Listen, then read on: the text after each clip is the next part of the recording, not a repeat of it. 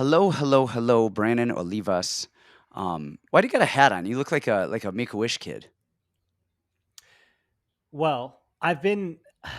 This is not really a long story, but I've been battling my barber for a few weeks, and it was like this big buildup.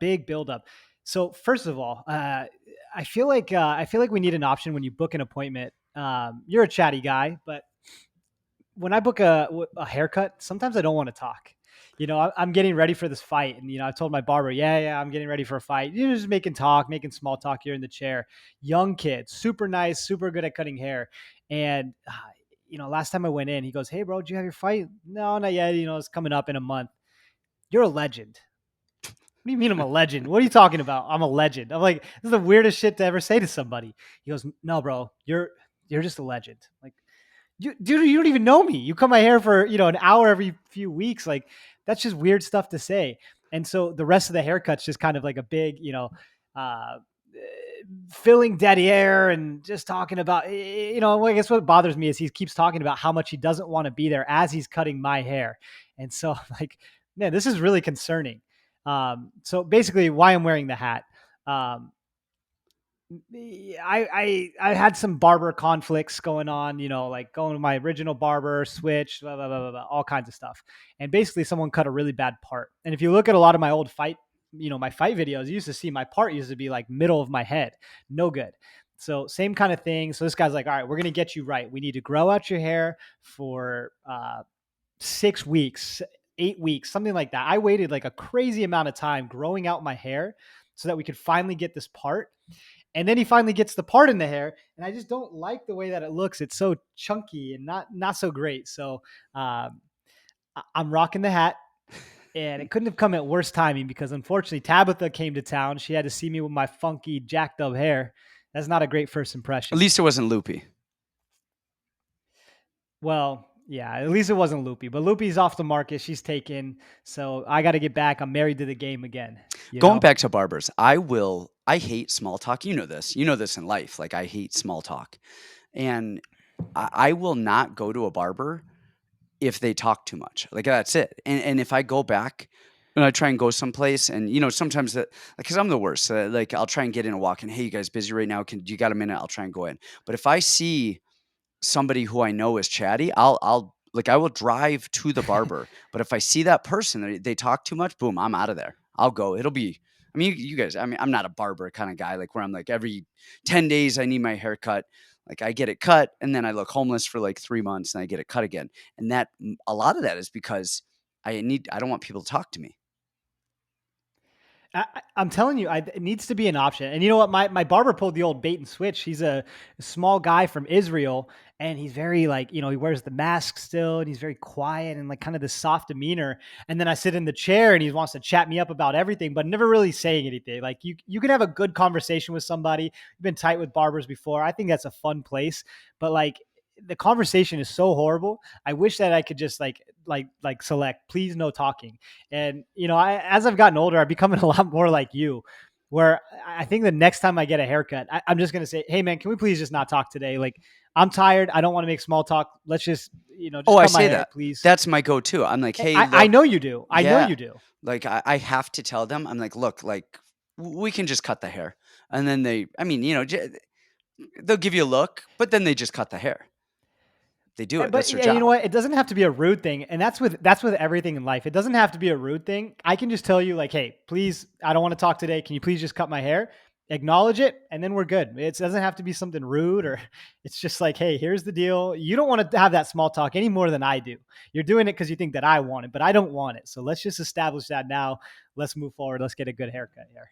I'm okay with driving in the car without talking. If there's something to say, I'm okay with it, and I am okay with silence. So many people aren't okay with silence that you get stuff like that. Really, it just comes down, just shut up. It's okay. We can just sit here. I do sales. So if you guys don't know me, I do sales for a landscape company, and it's a very high paying job. It's very high stakes, and I got into it pretty young. I started at 22. I'm 25 now, so I've been doing it about 3 years. And one of the most important things that I've ever learned is the importance of silence. In sales, people are so uncomfortable with silence, and silence is one of the most powerful and best things that you can possibly have. I mean, a lot of times silence is where the sale is built. You sit in that uncomfortable silence, and then, well, do you want to sign up? And then you just kind of break that silence, and it's beautiful. So I think people are so uncomfortable with the silence, where it's something that probably needs to be embraced a little bit. It's Um, phenomenal. I love the silence. I tried that. I tried that float tank the other day. What'd you think of that? That weirds me out. A lot of people were doing that a few years ago. Did you like it or not? Well, here's why I liked it. So, you and I are both busy. Now I got the fight coming up. I worked a full-time sales job, and then film study up the wazoo. Like we got a lot going on between the two of us. So what I liked about it, for me, it's an hour to shut off my phone, not listen to anybody, go to sleep if I need to, feel like I'm off in space. I'm a lot less with the rah meditation, blah, blah, blah, blah, blah, all that stuff. But for me, it was an hour of uninterrupted. Nobody's bothering me. I can just sit alone with my own thoughts and relax. Now, just like a funny thing, like going back to childhood, like, as like a child, like if you were naked as a kid, you could just never stop playing with your ding dong ever. So when I went there, he tells me take a cold shower and then take a cold shower, get ready for it, and then when you go in, everything will feel nice and warm. Well, I got in, and you're just sitting above the water. It's like childhood all over again. You just can't stop playing with it. It gets cold, and you're just like, like, what do I do with my hands? I'm sitting here naked in this tub, and that was the only like downfall for me. I was like, I need to like turn over in the water or something like that. Um, Well, I'm glad you go in those things but good solo. experience. I think I'm going to make a routine of it. Man, you know, Yeah, the guy goes, I don't know what people do in there. yeah, you do. Yeah, you do. There was an article I saw. I mean, Yeah. not even an article. It was like something on Facebook or Instagram, and I've seen this numerous times about this room that's the quietest room on the planet. It's like negative 50 decibels or some stuff like that. It's so quiet that you can hear your own organs functioning, and then like after 30 minutes, they say that you start to hallucinate, and the longest anybody has ever stayed in this room is 45 minutes. And then they're like, just get me out of here. They go nuts. So I don't know. I mean, I know that's not a float tank, but when I think of those float tanks, that's what I think of, is that like silence. And that I love silence when it comes time to humans. Like, don't talk. But having that much time with myself, like quietly, like, no, man, I'll drive myself crazy. Like, That's dangerous. that's Yeah, that's dangerous. dangerous. That's what I was thinking, which is why I was glad I slept. For me, it was like, okay, I'm going to go sleep for 30 minutes with no dogs waking me up, nobody calling me, texting me. It's just, that's my place to sleep. It's the only way I can get Were you away is sleeping in the isolate water? Isn't that myself a in a hazard? tank. No, no, no, no, no. No, you're buoyant. So you're just sitting right on the top. You can't sink. You just dip your head back. I slept for 30, 40 minutes, woke up last 20. And then that was, frustrating being in my own head for 20, but 40 minutes of just good REM sleep. I like it. Well, let's get into this week's fights. Before we do, so first of all, we have 14 fights. I want to run through. I want to do something here. Um, I'm going to list a few fights first. And hold on, you guys, I got to get close. I'm blind. And I don't wear my glasses during filming because the reflection gets weird. And then I just stare at myself with these weird reflections the whole time. All right.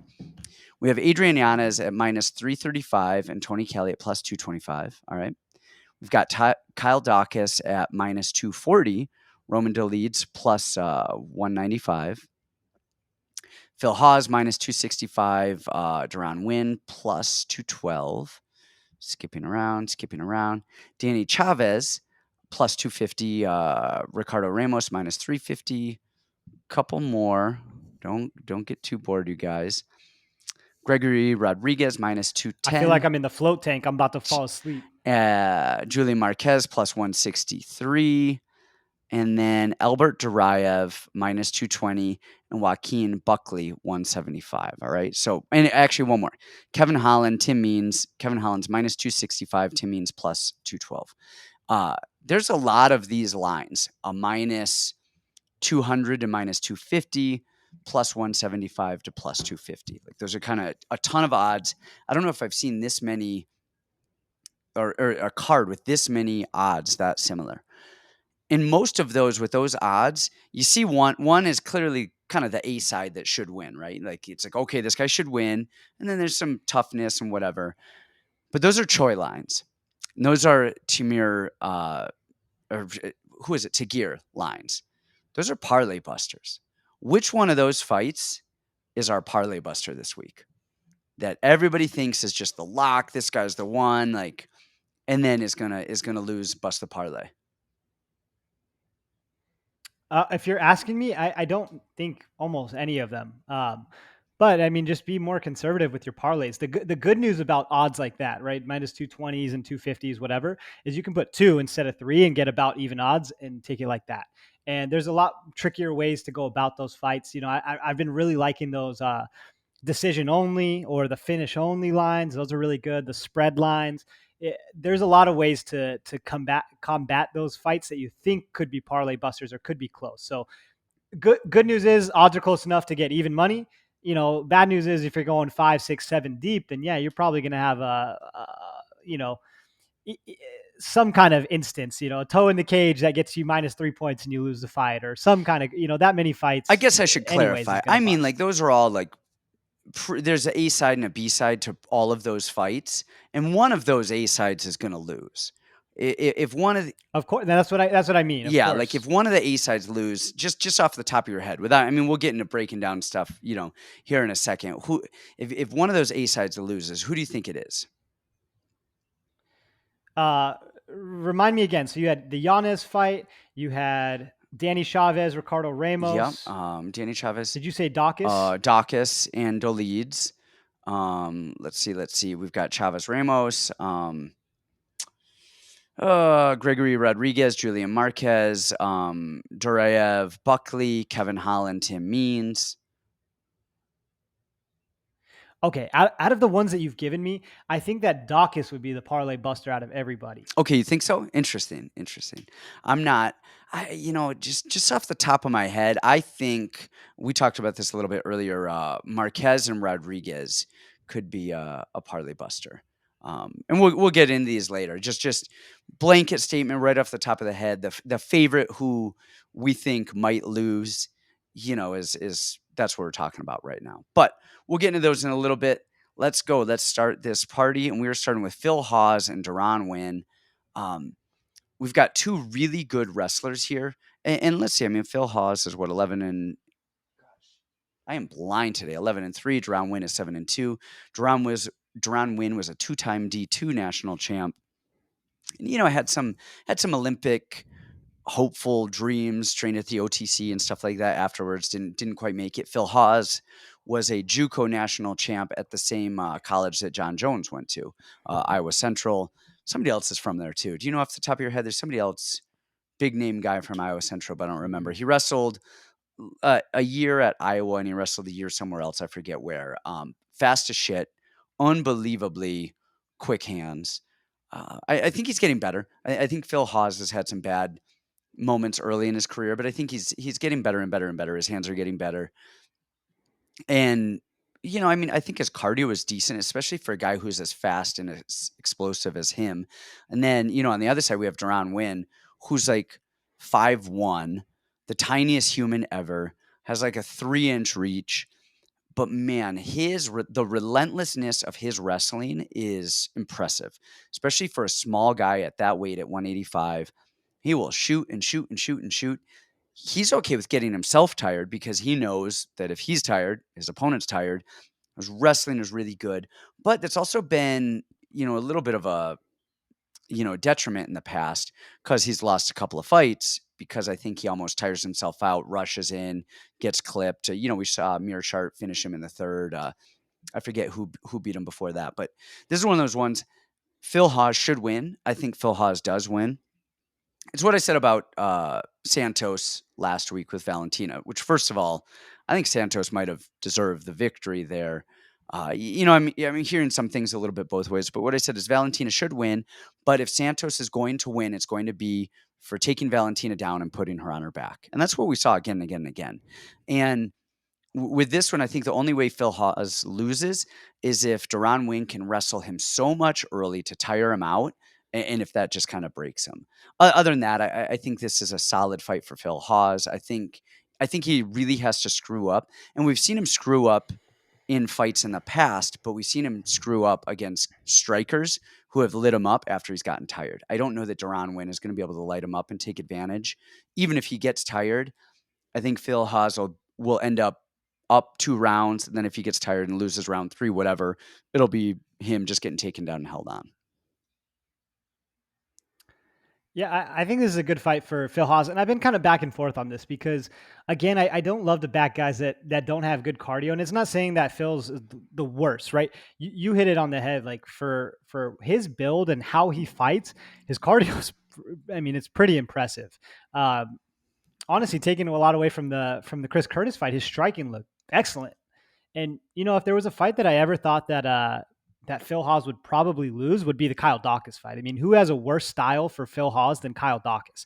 Just extremely long and dangerous on in the grappling, and it just kind of everywhere is a horrible, horrible stylistic matchup for him. And he did great in that fight. He grinds, he puts you on the fence, he throws big bombs over the top. One thing I think I heard this earlier today is Deron Winn was talking about this. He said, if I can't beat Phil Hawes, it's probably time to hang it up. And, you know, that's something that's impactful. I think that's something that's serious, and it shouldn't go like under the rug here. We may all think that as fighters. Like we may all think that. I probably think that too. Like if I can't beat my guy, like what am I doing here? I'm not going to compete for a title or anything like that, right? And that's it's kind of a horrible thought to think, but it's real. But to actually voice that and put that out into the world and put that in an interview, that's something tough, right? And that shows me that he's already kind of doubting himself. He's getting a guy who can also wrestle. It's not like he's got a clear wrestling advantage. A guy that's looked great on the feet, is good from a good gym. He's got a lot of the physical tools to beat Deron Winn. So I really wanted to look at the Deron Winn just wearing him out angle, but I think with how MMA has been judged lately, right, with the impact on damage and how unimpactful Deron Winn strikes are sometimes, they're so loopy and over the top, and it's really just to get to the wrestling. I think this is a built fight for Phil Hawes. I don't want to go crazy on it just because I don't like the style of fighter that Phil Hawes is, but I think he should probably cruise to a victory here. Probably the better overall MMA fighter. Yeah, I like Hawes here. I like him. I kind of went back and forth a little bit just watching the relentlessness of Deron Winn. It's It is impressive. freaking impressive. And he can wrestle. Yes. And his cardio is really good. He just keeps going and going and going. And you can tell he's tired and doesn't want to shoot. And he's like, I'm going to shoot. But yeah, I think Phil Hawes gets this. I think this is his fight. I think he could look very mediocre here if Deron Winn can really get inside quite a bit. And then I still think he wins. Or he could look very impressive here and starch Deron Winn, or at least just pick him apart. But The thing with Deron Winn that was really impressive, and that guy, what is his name? Antonio yep. Arroyo, 6'3". Deron Winn is my height. He's 5'7", 5'8". He's maybe even shorter than me, 5'6". Just moving that much weight and a guy that big with that much leverage for 3 rounds, just wearing him out like a dog, is so impressive. So, I don't think Deron Winn's as bad as people think that he is. I'm actually, fairly impressed with Deron Winn, but Well, yeah, so am I, but yeah, you're he right. should be fighting at 155. He's 5'7". He should be Not fighting at 185. 145 at 5'7". He just He's fat, Mr. yeah, Ohio. and even you want to know what's funny is even his striking is not bad. He's just 3 feet away from his opponent. Like, what do you do? Yeah, I like Phil Hawes here. Yeah, that's it. Next up, we've got Kyle Daukaus and Roman Dolidze. And I'm going to let you lead this one because you think Daukaus could be the loser here. But before we do that, you guys make sure you subscribe to the channel if you will, like us, all the other stuff. Subscribe, like, comment, share, and then definitely check out our Patreon. Brandon last week on his picks was there's a guy, Free UFC Bets, out there. He has an Instagram, he has a Patreon. He kind of tracks all of the bettors, all of the people capping stuff like we're doing now. And out of everyone, I mean, it's like 20, 30 people. And Brandon, you had the number one spot of all the picks of everybody that he looked at. I think you got 15 correct, which is just solid. So you guys check out the Patreon, check out the Discord. Well, not 15. I mean, there was only 11 fights. I called 9 out of 11 on the show. The one they tried taking from me was my boy Ma Shate, who looked incredible. That was my favorite bet of the week. King Ma Yes. Shate. But you That's also the had some boy. prop bets too. Um, So you had the 9 actual winners, and then you had prop bets over unders and other stuff. So I mean, yeah, but I don't think they count that. They just count what we're but saying on the he show listed you here. as 15. So he had you as 15, and then everybody else went down from there. So I don't know what I don't. It's like you're behind. It's like a scoring system. If you pick an underdog, Okay, yada yada, I and don't it's care like an about the extra numbers. point. All I know is So that you had the most numbers. I don't care what the numbers mean. Is you were number one. So anyway, we got to be careful because people are going to be like, you said and you did, and like people are just crazy. So we just got to be careful with how we talk everyone's about it crazy. I don't. because Hey, people are look, going to. I'm Yeah. not talking about anything. I'm just talking about what free UFC bets put together. However he ranks and whatever numbers he uses, he put you as number one. You could have gotten them all wrong, but his numbers are for his number ranking system. You are number one in there. So you guys, Hey, sweet. And shout out to him too. Thank you so much. I got a ton of followers from that too. So it's cool. I like to post a lot of stuff on Instagram, Twitter, all that cool stuff. So it's really cool to see that community kind of sharing. I like to stay a little bit hidden, but it was cool like to get that recognition a little bit for a week and get a bunch of absolutely, followers. guys. So So check out the Discord, Patreon in the show notes. And I'm curious your thoughts on Kyle Daukaus and Roman Dolidze because I, I'm in awe of this. okay, well this is a tricky one for me, and here's why. For his This is actually really funny because we've been doing the show 6 months now, a little over 6 months, 7 months now, and over and over and over again, we have used simultaneously Roman Dolidze is the worst fight IQ, just the most He's an complete ape. ape ever. He's an ape. The most complete ape ever. And then we've always used Kyle Daukaus as like, okay, this guy is the most unathletic, like untalented guy ever, but he's just so smart. And that's how he wins fights is just fight IQ. And now they're fighting each other, which is hilarious. And now I'm like, oh, I don't even know who's going to win this fight. Everything tells me Kyle Daukaus is going to win the fight. Cardio, fight IQ, the height, the reach, the volume, the jiu-jitsu, everything tells me Kyle Daukaus. But the one thing that Kyle Daukaus struggles with is physicality. He struggled with it with Phil Hawes, the physicality. Just somebody who's low center of gravity, low to the earth, who's very, very strong. He struggles with physicality. And the one thing that's a little bit different about Roman Dolidze is he is actually a jiu-jitsu guy, right? That's his whole thing. Nice blast, overhand left to a blast double to I'm going to control you on the ground and ask my coach if I should submit you now, right? Um, Here's my thing. I think Kyle should win this fight. He should win this fight for everything I just stated.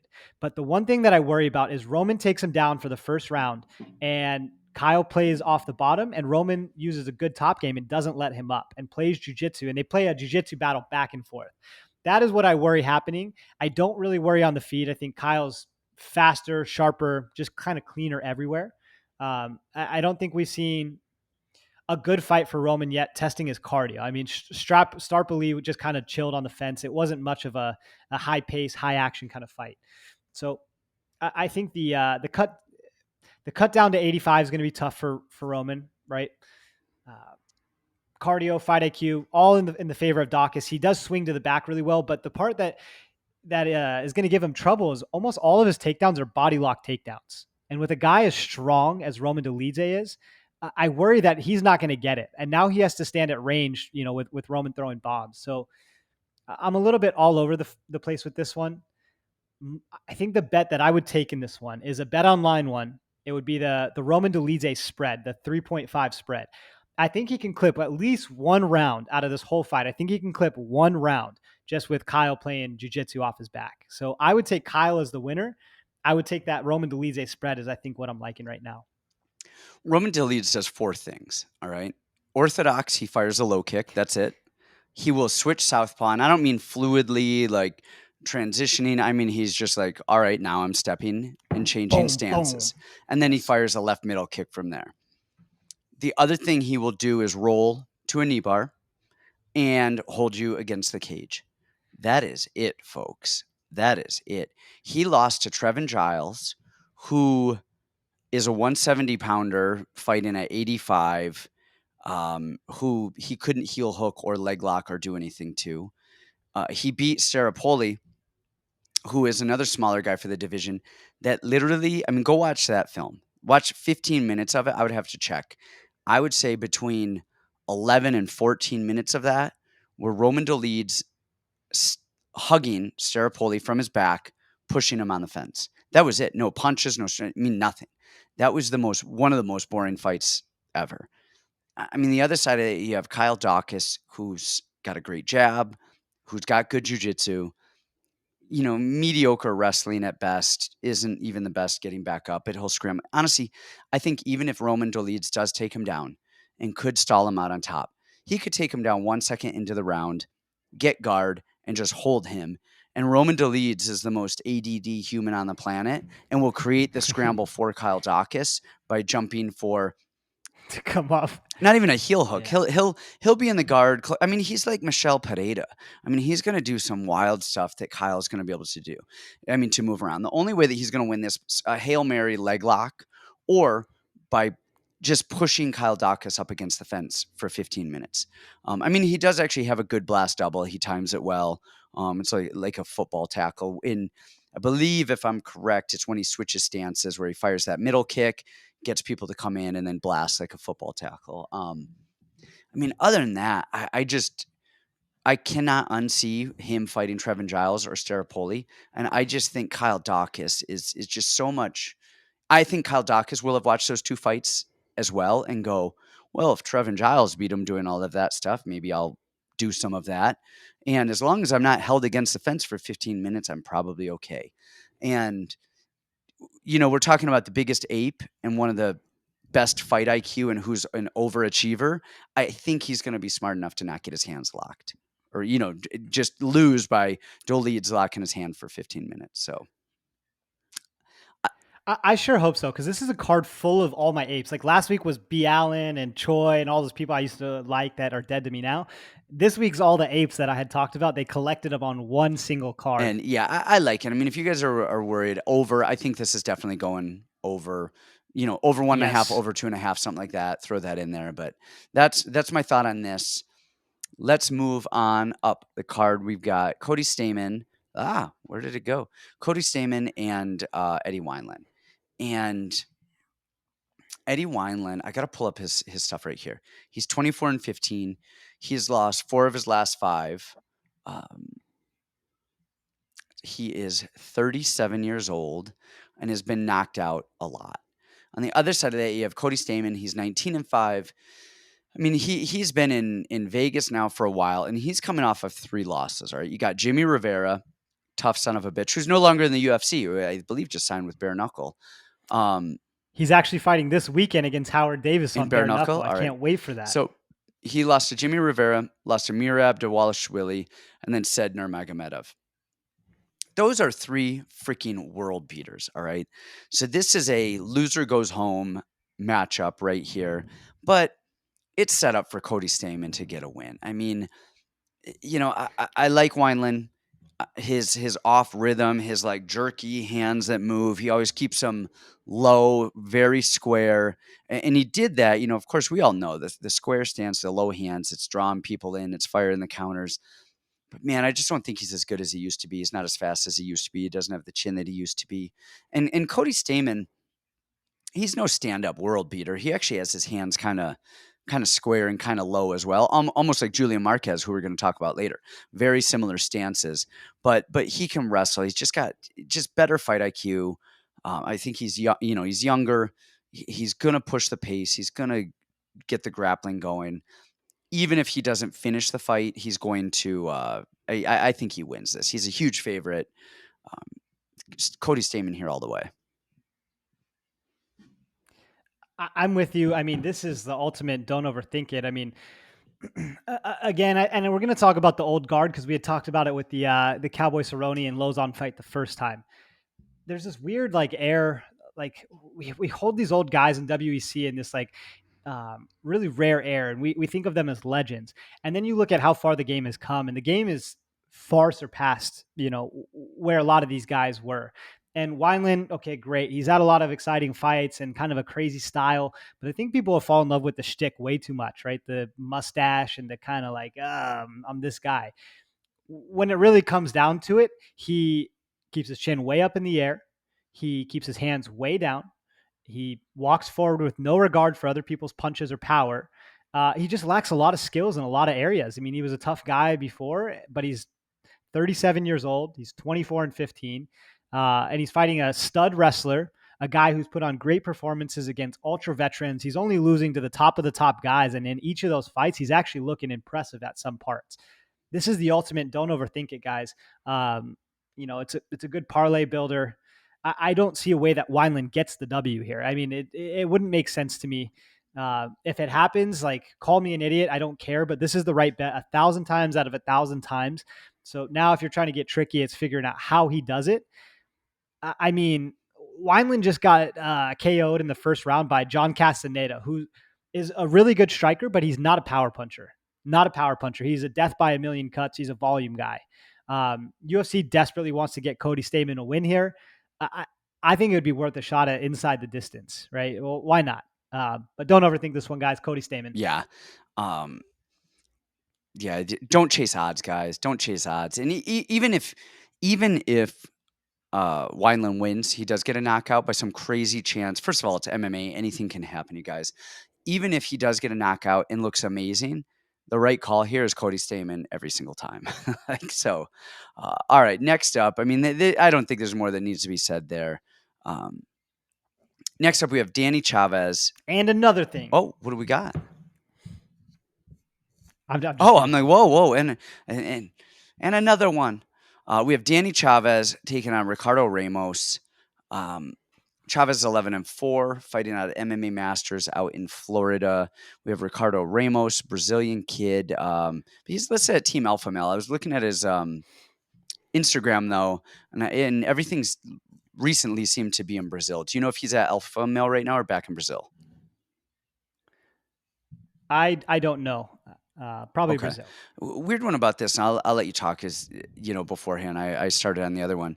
But I'm curious your thought on him, and most specifically, his loss to Lerone Murphy, where he just was taken down and just ground and pounded and just knocked out on the ground. It's just so weird to me that I just thought that entire fight, you guys go back and watch that. The way that he lost that fight was a very weird fight.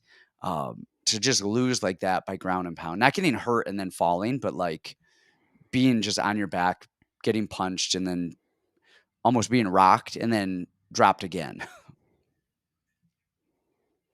Well, it reminds me of like Bruno Silva when he came to the UFC and fought Wellington Turman, right? He took him down and then KO'd him from ground and pound. It was pretty crazy like that. But I think it just shows a lot of the power that Lerone has. I mean, Lerone's a very athletic guy, lots of knockouts.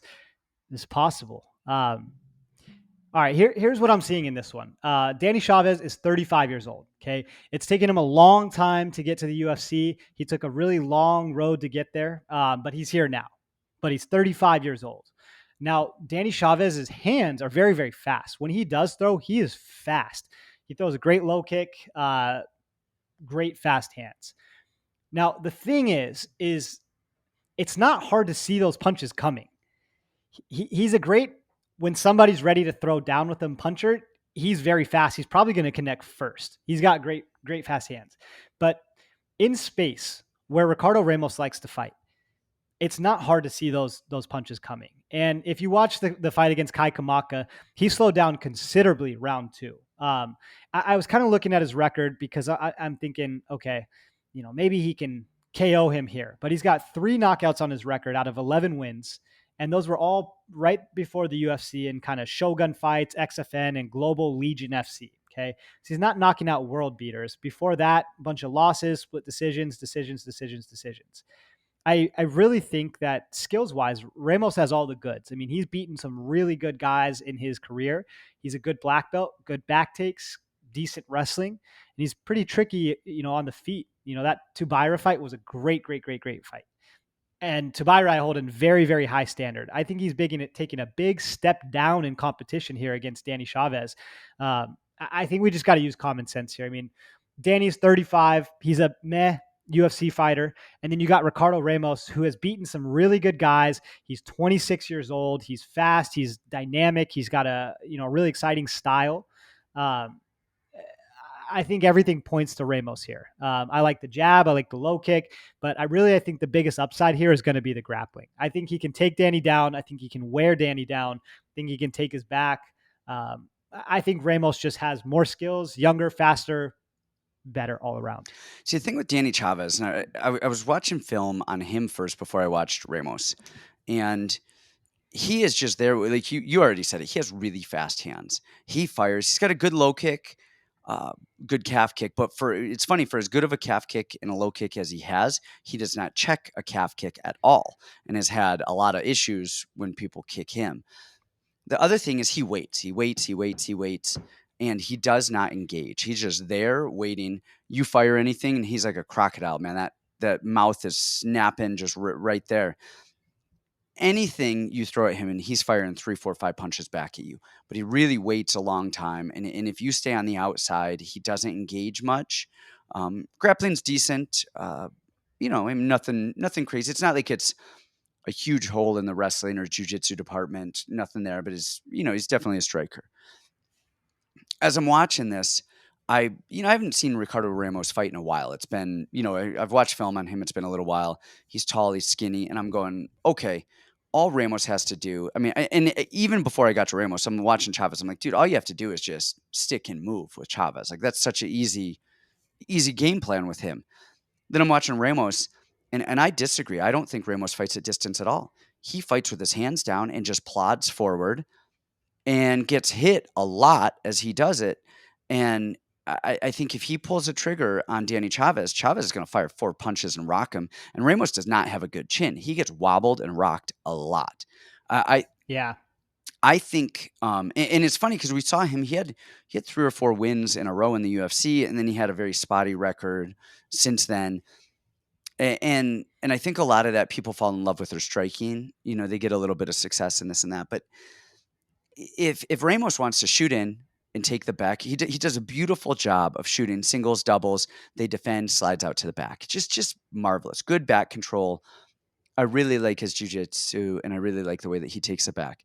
If he tries to stand with Danny Chavez, he's going to lose. He's going to get knocked out. If he tries to trade with him in those exchanges, his hands are so low and his chin is so high, and he does not have good balance in his combinations, and he has a weak chin. It's going to be a short night for him. And I do not think that Danny Chavez is a world beater, okay? But you guys remember a little while ago, I was really low on TJ Brown, and you were really high on TJ Brown. I forget who he fought last, but I was not impressed. And then going into it, and then he had a very good showing. I think TJ Brown, for as many losses as he has, is actually a much better fighter. The other one, too, is Kai Kamaka. I don't think Kai is a world beater, but the thing with that, I think Kai is actually a lot better. He does everything right. See, and that's the thing. And you guys listen up for just in the world of fighting. When you're Kai Kamaka and I forget what he was, 6, 7, and 2. I think he was 7 and 2 when he got to the UFC. That was just too early. And if you're not a specialist, specialists can go early and kind of grow into the situation because they're very good at something. All right. Even look at, I mean, this is a gross example of it, but Alex Pereira. I mean, you get a kickboxer like that who's that good somewhere, they can do it. Somebody who's such a good wrestler, they can do it. A really good jiu-jitsu guy who can just close out submissions, they can do it. Kai is not that guy. Kai Kamaka is overall good everywhere, but he is not a specialist anywhere. And when you have those type of guys, you need experience. Kai Kamaka has a very good skill set. And another 2 or 3 years, you're going to see a very good Kai Kamaka who has figured out how to fight in the gray areas, how to pace, how to win rounds, things like that. And you really need that dogness when you don't have just that death touch of power or something else. And I think Kai is good. I just don't think he knows what he's doing yet. And then Kai did have the 2. What do you have? A nut shot, eye poke. I mean, he had a couple points taken, but so I think we're a little bit low on Chavez, but I think he's actually he's just a tough dude. Him being 35, it doesn't bother me because we haven't seen him just dropped and rocked and beat up, because of his age. He doesn't have a lot of miles on that Yeah, I 35. really think that Ramos should win this, but I think this is pretty close to a parlay buster for me. Is I don't trust Ramos's fight IQ and range. If he used his long jab, kept Chavez away, and then when they got close, dropped underneath him. If I'm coaching him, that's what I'm doing. Easy freaking victory. The Ramos that just plods forward with his hands down and his chin up and just engages, I do not like that Ramos here with my money. Not to say I don't really like him that much for a win, but not enough to put money on him on a win because I think he's too risky. What do you think the dynamic is of Tony Kelley being on a card with all these Brazilians? Oh, I can't wait to just watch all of the media and chat with Tony Kelley at some point about all of it because he's already getting a lot of heat from all of the press. Anytime any of the press is talking to him right now, all they're asking about is his Brazilians comment. And I can't wait because man, Tony Kelley is a wild man. He's a wild man. You can't cancel Tony That's a Kelley. special human being right there. Yes. Yeah. We in the Discord the other day, Andres Ponce, who was the bane of my existence for many years, posted an old picture. It was me, Camuela, Tony Kelley, Ponce, like just an old throwback to Tony Kelley at Siege MMA. Hilarious! What a special Yeah, human. and people don't realize. I mean, we'll get to his fight here in a second, but I mean, Tony fought who was it? Kevin Aguilar for the Legacy, which is now kind of LFA, for the Legacy title for 25 minutes. All right, very close fight. I think he lost 2 rounds to 3 rounds. All right. What people don't know is that Tony had a fully blown out knee for not only for the fight but for the whole camp, like 6-7 weeks leading up to the whole camp. No ACL, MCL, or meniscus. And right afterwards, he had surgery, and that's why he was out for 2+ years, whatever it was, 2-3 years. Was his knee was in such bad shape. Just a tough son of a bitch. Love me some Tony Kelley. Love me some Tony Kelley. But before we get to TK, let's talk about Gloria de Paula and Maria Oliveira. Let me hear your thoughts on this. Or did you go first? Did I go first last time? Who's up? Who's teeing this one up? Well, did you watch I this actually fight? did. Did you watch So this fight? Be honest with yourself. actually. All right. So Brandon, and all you people out there in YouTube land. I was telling Brandon, I watched all the film. He's like, "Hey, are you good?" Blah blah. I'm like, "Let's do it." I said, "But I didn't watch the film on the girls." But I got home early and I was like, "All right, let me watch film on the girls." And I actually watched film on this fight. The next girl fight, I watched like 3 minutes each, and I was like, "Nah, I'm gonna let Brandon talk about this." But this film, this one, I actually did watch film on, and you have to you really have 2 strikers who can't wrestle to save their life. If they could spell wrestle in any language, I would be shocked. All right. Um, and you have 2 Brazilians, so Tony Kelley's going to be somewhere around there, just seething with hatred. But De Paula, pretty crisp Muay Thai. I mean, good long jab, good right hand, nice. You didn't need to add crisp in there. You could have just ended at pretty. Oh yeah, she's a pretty girl. She definitely is. But actually, I think Maria is too. I think she's actually, both of them are pretty girls. But De Paula has a good, clean, long, stiff jab. I mean, honestly, good fundamentals of Muay Thai. She's always in her stance, inching forward, inching back. On the other side, we have Maria, who is not, who's kind of, her feet are all over, her footwork. She's kind of a little clumsy with her feet. But you look at De Paula and just in and out of range, I really like her stance. Then she has a really good Muay Thai clinch, traditional Thai clinch plum, head and arm plum. I mean, she does that well. Her wrestling doesn't exist, but it doesn't matter because she's fighting Maria, whose wrestling doesn't exist either. De Paula's got serviceable jujitsu. I mean, she went with, gosh, who was it last that was taking her down again and again and again? Pauline Macias. Well, no, even it was on Contender Series. Pauline Macias was hip tossing. Yeah, her. but Jinyu Frey, that's who it was. That's who I was watching earlier. Jinyu took her down, and you probably could have ground and pounded her, and probably could have done some more, but didn't. And DePaula survived and whatever. On the other side of that, you've got Maria Oliveira.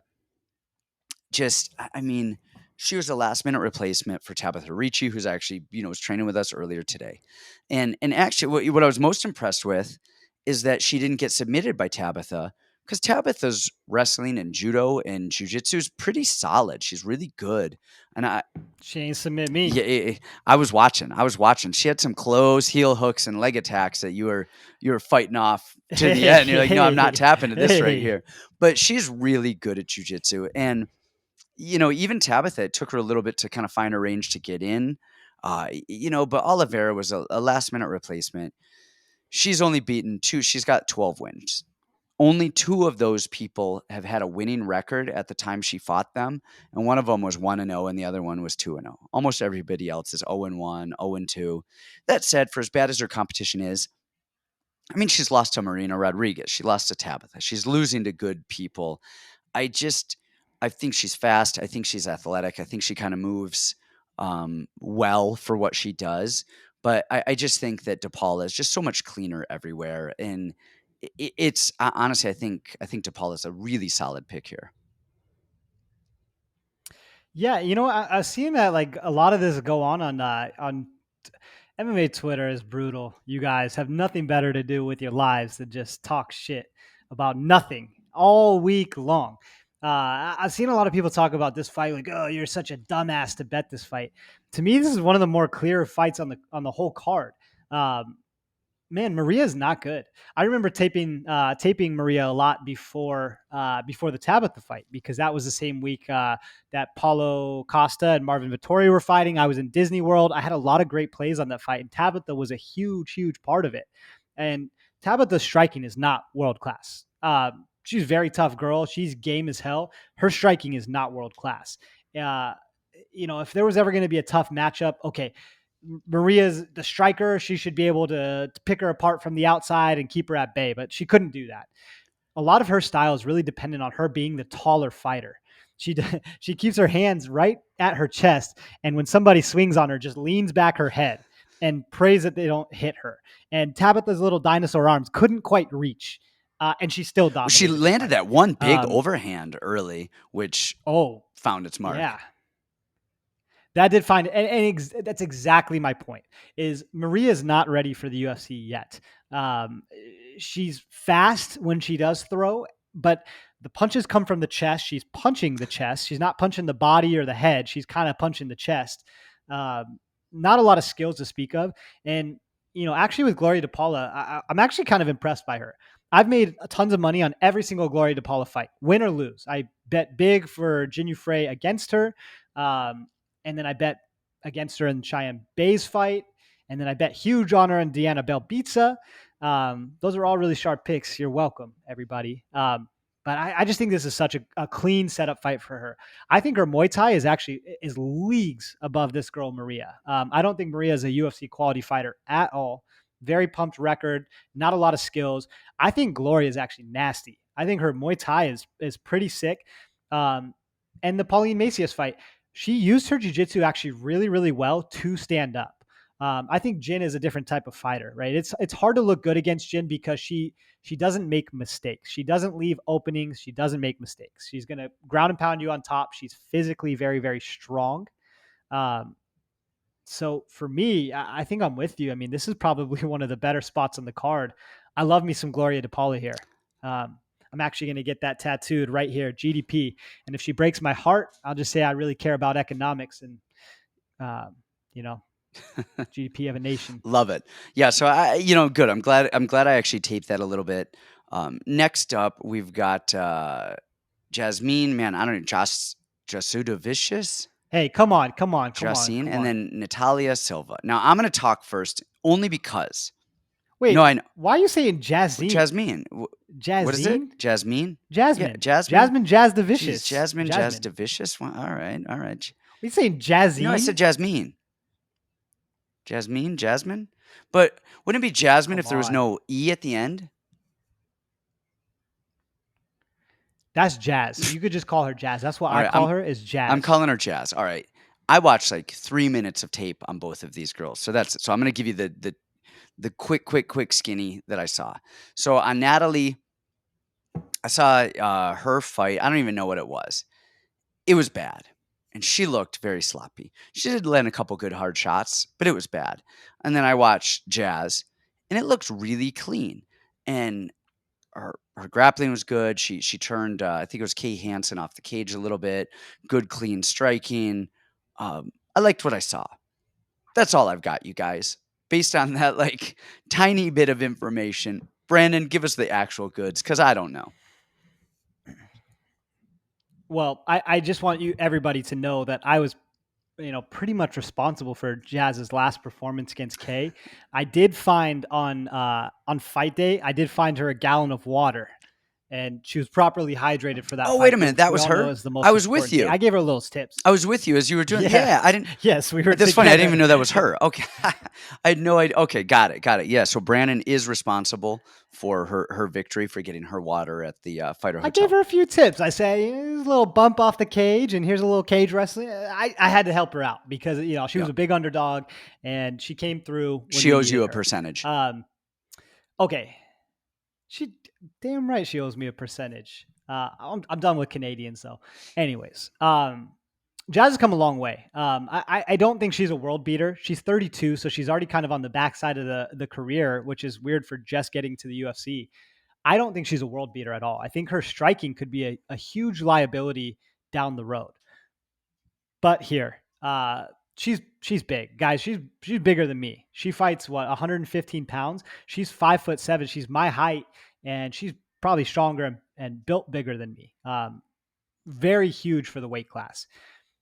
They said she's a Canadian silver freestyle medalist, which that's like winning 8th place in high school states in Virginia or something like that. I mean, it's not crazy, but she can wrestle. She can wrestle a little bit, and she's big and she's physical, and her striking has actually increased leaps and bounds. She's using the jab more. She's using her length, which is really, really impressive. I think the big thing we need to find out here is why, what is her name? Natalia Silva. Why is she in the UFC? You guys have been really, really helpful in the comments, like telling us where guys are training and little things that, we don't have time to just go spend 5 hours on this one fight. Why is Natalia in the UFC? Because I see she had one fight canceled prior to this. Well, she's a Bohacha girl. She trains with Paulo Costa. That's what her Tapology says anyway. Team Bohacha. So I don't know if that's the tie. That's his team? Yeah. That's his team? I believe so. Because he's Borachina is his nickname. Yeah, but I'm almost certain that that's his actual gym team. Don't quote me on that. Yeah, you're right. I see him listed on the yeah. Okay. So is it a favor to Paulo or what? I mean, I guess I just don't understand why she's there. And she didn't go through Contender Series. She's not on the Ultimate Fighter. She hasn't fought in 2.5 years. And then they scheduled her against Victoria Leonardo and now Jazz. I don't see how Jazz doesn't really win this fight. I mean, this girl's a Taekwondo girl. Taekwondo and Jiu-Jitsu. Jazz just faced a girl who thought she was really good off her back in Kay Hansen, right? She does the 10th planet system and thinks she's going to armbar everybody. Jazz passed that test with flying colors. Now you get a girl who's Taekwondo, who's super tiny. I think we see a repeat of the Kay Hansen Jasudavicius fight where she's going to jab her and big body her and beat her up for 3 straight rounds or maybe even find a finish. A lot of unknowns, I guess, from the time off, but man, it looks like I don't see any pictures with training partners. She's taking pictures by herself, trying to look cute for Instagram. Jazz is training with real guys, real wrestlers in a real room, real boxers. Like she actually has real training. I think this is a good stepping stone for her to take the next level. So I'm going Jasudavicius on this. All right. I love it.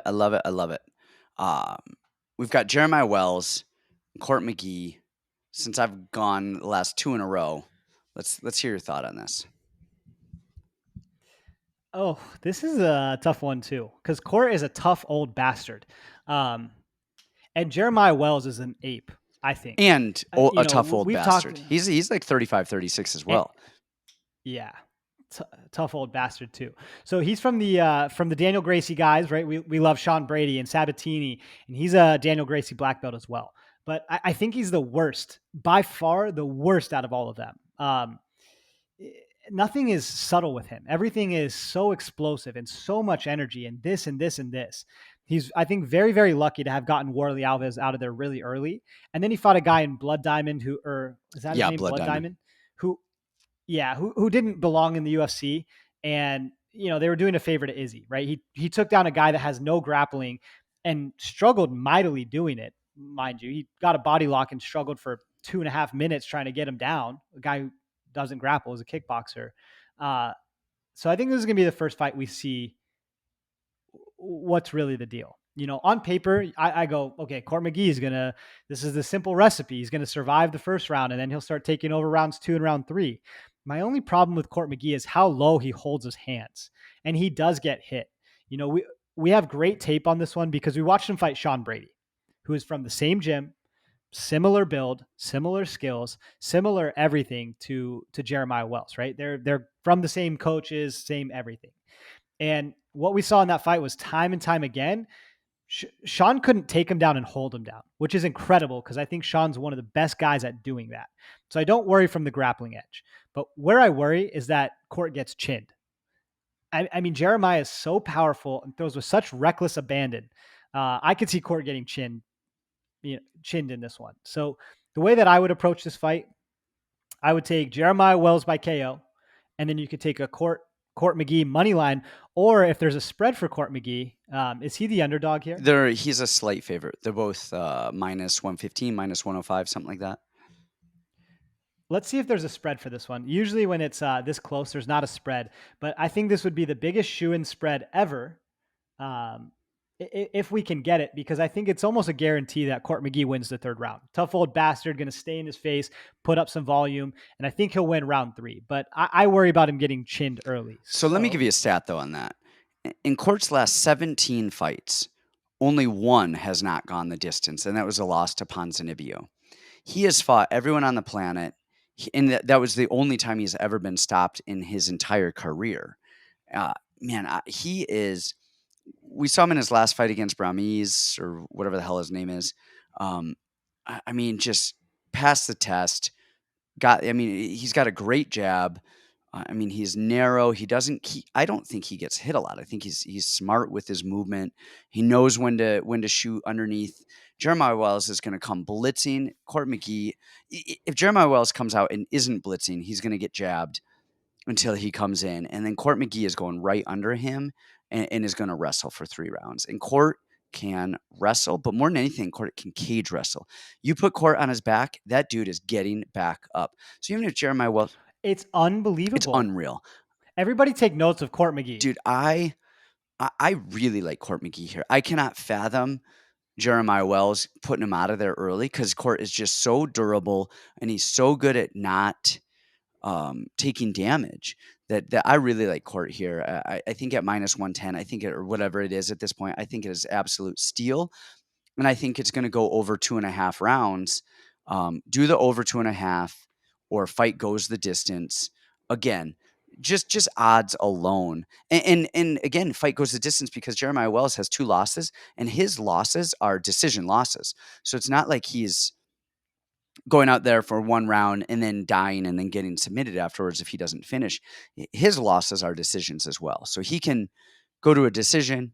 He can, this fight is going 3 rounds, you guys. It is going 3 rounds. It's going 3 rounds. I think Court McGee is going to get the win. Just a savvy ass vet. There's only 2 years separating these two, and Court is not chinny. He hasn't shown, any chinniness problems. And it'd be one thing if he was live or do or die by the sword. Just he's knocking people out or they're knocking him out. That's not his game. He's a 3-round fighter. He picks people apart, drags them down, wears on them. I really like Court McGee here. It seemed too obvious this spot. When at first glance, I'm like, oh, Court's going to blow him out of the water. So now I'm wondering why is the line so close on a guy that we know is just like a cardio machine, can just grind and wrestle for 3 rounds. Why is that line dead even with a guy, who's had a couple quick wins? Warley Alves. Is it recency bias because it's Warley Alves. Warley Alves was a big win. Man. That was a big win. And if he can repeat that against Court, man, just good luck to you. Then you are the truth. That dude's breaking the top 15. But this is the test. I mean, Warlley Alves, that was his entrance in the UFC. And man, he, like you said, he got him out of there early. If he didn't, does that fight go that way? Honestly, probably still, because I think Warlley doesn't, Warlley's not a track runner either. He doesn't have the Yeah. most insane cardio. He was already a wounded, shot dog by that time. So I'm with you, man. I like Court. I would go Court here. I think that's the smarter play. Fight IQ, cardio, wrestling. He's got kind of all the intangibles. Or I guess tangibles. I like Court also. Yeah. All right. So next up, we've got, man, this is one of my, this is my main event. This is my main event, you guys. It's the people's main event. Tony TK Kelley against Adrian Yanez. And man, what's funny is these two have a very similar striking style. Tony's evolved a little bit lately. But they, if you watch Danger, Matt Schnell, him and Tony Kelley came up together. They were on the Tap Out show together, or whatever show it was back in the day. Funny name for a show for Matt Schnell. Two-handed tap out. Yes. But if you watch them, I'll never forget man, that. hands up. They're kind of sharp shooting. They're seeing stuff. I really like both of their striking styles, stabbing punches. I mean, good kickboxing. Those Louisiana boys can kickbox. And then you have Adrian Yanez, who kind of does the same thing. He kind of is almost like looking, neither of them are like volume type of guys. They're almost like looking through their guard left and right, like seeing the opening and then firing. Okay. And Yanez, after, of course, his coach, Saul Solis, passed away last year, the year before, he's actually been over with Yves Edwards, and Danger Schnell is over there training with them. So he definitely has a good training partner, kickboxer. I mean, one, just Yves Edwards. I mean, Yves has always been one of my favorite fighters as it is. Great Muay Thai. And Yves was trained by... So is Matt is he the mole? Yeah, maybe. But, Yves Edwards was also trained by Saul Solis. I mean, Saul is a godfather of like Houston, Texas MMA kickboxing, so they have, that style, that in common. The thing with Adrian Yanez is he almost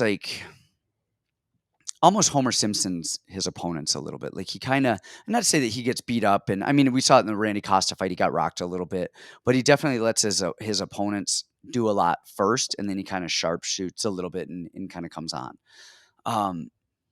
Both of them are good Muay Thai. I think Tony has the edge in actual pure jiu-jitsu. Tony actually has really good jiu-jitsu. And if you let's look at Tony's wins actually before he got to the UFC. All right. He beat Levi Moles. Levi Moles is actually really good. He's 16-4 right now. A really just a solid guy that never made it, to quite to the big show. He beat Jordan Winsky by... Why the hell is he not on Contender I know. Series? He beat Jordan Winsky by rear naked choke, who's 12-3. I mean, just a solid guy. And I remember that fight. Actually, Camuela fought down there.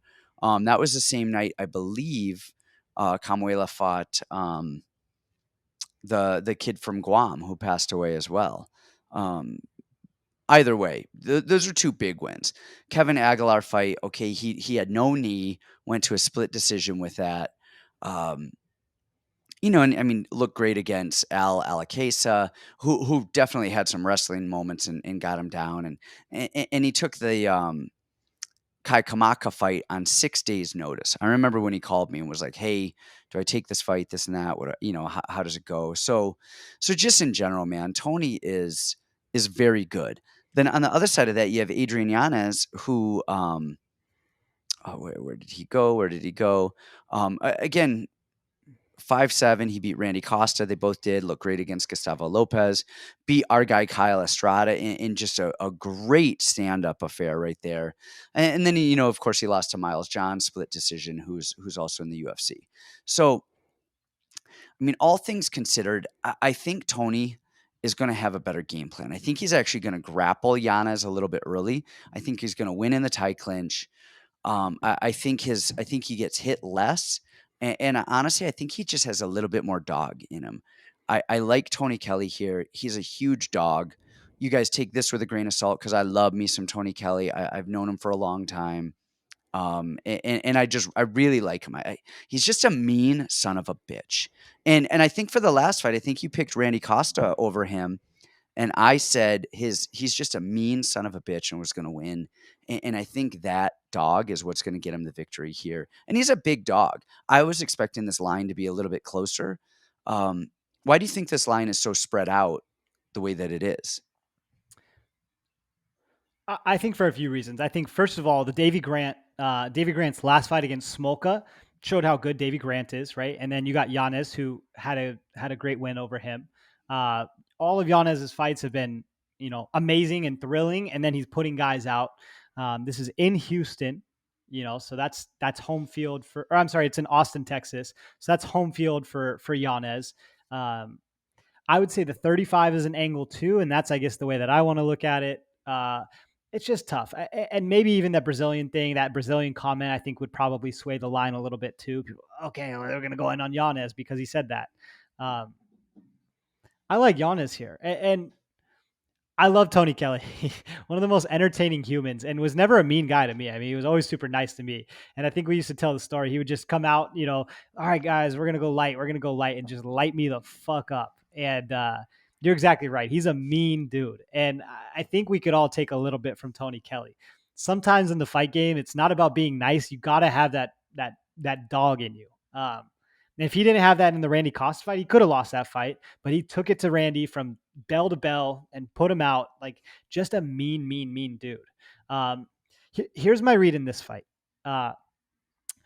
Tony came out with a crazy forward pressure game plan in that fight. I don't think he's going to be able to do the same thing. And here's why is because every time that Tony would throw or advance or move forward, Randy never really countered back. He would cover and cover and cover and shell up and get pushed on the fence and get pushed around. And then every once in a while, he would try to sneak in an uppercut. Yanez is not the same way. Yanez is very, very, very comfortable standing in the pocket. He's got great head movement and he loves to throw when people are throwing. And he catches a lot of people that way. I don't think the angle's wrong. Tony Kelley is a big dude, especially a big guy to be making 135. That doesn't, we talk about the chins all the time. I think this is the time that we finally see it. I think Yanez, who's a young guy, who's got really crisp boxing, and he is that dude. I mean, you go toe to toe with Davy Grant, you got skills. You're a tough guy. Like no more like his record's pumped. I mean, he's beat a lot of good guys too. His striking is good. I mean, we can see it with our eyes. I'm really impressed with the team down there too. I think they've got great fight IQ, and we follow them a lot because we bet a lot of Fury FC. So we get to see everybody that comes out of that team and the tendencies that they have and the little niches here and there. I think their fight IQ is awesome. I think Yanez is a perfect striking matchup, and Tony. I think Tony's gas tank is a little bit suspect just at 135. I think that big cut wears on him a little bit. Maybe that mixed with the kind of style that he was fighting, especially against Costa. But I don't think Yanez gets tired. So I like Yanez here. I think I really like Yanez here. I like him to get it done. I just think he's a little bit crisper everywhere. And that's not taking nothing away from Tony Kelley because Tony Kelley is an amazing kickboxer. There's two things that I gotta I don't know if I say disagree, but definitely touch on. Tony's forward pressure against Costa, I think that was just genius game planning. They knew that Costa I do too. just like that's not how Tony normally fights. He's normally way more reserved, more of a pop, not a pop shotter, but like a long distance striker, and he'll throw in the pocket too. And I think that plays in for Yanez, though. I think that's going to favor Yanez in the hands. Well, but the other thing too is that Tony's has really good traditional Muay Thai and is really good in the clinch. We saw it even against Kai Kamaka. He would grab the elbows or grab the wrist, fire some elbows in there, rip body shots. So I think he's good in there. The other thing is I don't really think that he has a suspect gas tank at 35 at all. I think against Kai Kamaka, he was tired. He literally took that fight on 6 days' notice. And honestly, that was at 45. yeah, well, it doesn't matter what weight it was. It was at six days notice, and he pushed through it pretty well for 6 days notice, and then Ally Case, I mean, that was in Abu Dhabi. I don't know that anybody can be, not, and I thought he was still going. I thought he was good there. Ali was really pushing the wrestling pace. So that's going to wear on you a little bit too, but Man, I don't know. I disagree. Now, I mean, I don't think that changes my outcome of anything. I don't think there's going to be a cardio issue on either side. And I don't either. That's not the biggest angle for me or biggest play. He just took a couple deep breaths, but he was fighting a hard yeah, style. I just think that Yanez, when it comes down to it, I just think that Yanez's hands are so clean, and I really like his style. I think he's future of the sport. Uh, I just like see, I Yanez really here. do like. Apples to apples, they're I both love vets. Yanez. I think Yanez gets hit a lot more than Tony Kelley. I think just defensively, I think he's almost a little bit too offensive, and you see him get hit with shots that I think could probably be avoided somehow. And I don't know if that's pull off the gas or or what. We saw it against Costa. We saw it against Davy Grant. I think honestly, I think he got teed up against Costa for a bit. Of course, we saw the ending there, but I think I like Tony Kelley here. I think it's going to be a dogfight. I think it probably goes the distance. I think it's probably going to go over 1.5, over 2.5. Distance is always hard to call because anything can look at the last fight, Glover and Yuri. I mean, that was 30 seconds left, and if you had called over 4.5, you won. If you called fight goes the distance, you lost. So I think over 2.5 is a solid play there. I like Tony Kelley as a dog. All right, what's up Next up, we have next? Julian Marquez with Gregory Rodrigues, and give us your thoughts on that. Okay, here is the biggest ape of all apes.